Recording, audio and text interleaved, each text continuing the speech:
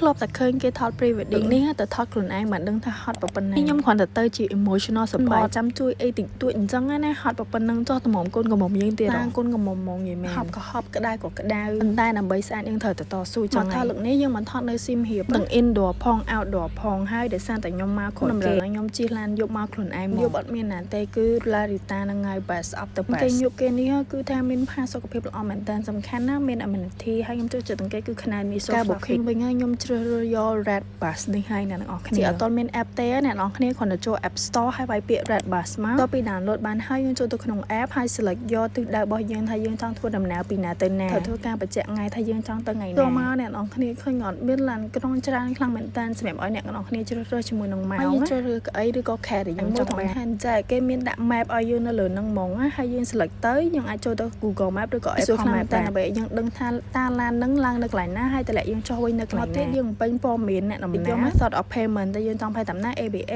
Wing ឬក៏ Visa Card អីទៅងាយស្រួលខ្លាំងមែនតើ and then finally បង់លុយបង់អីហើយគឺគេនឹងចេញ spot ឲ្យយើងចេះហើយលឿនលៀមបង់លុយភ្លាមបាន spot ភ្លាមតែម្ដង pre-wedding យើងវិញគឺថា wrap up ពេលផឹកហើយយប់ឡើងគឺយើងមិនភ្លេចទេជាមួយនឹង pop stream gelato នេះគឺថាមានការតម្រង់ជួរពេញនឹងតែម្ដងគេឆ្ងាញ់របស់គេ That's it thank you bye guys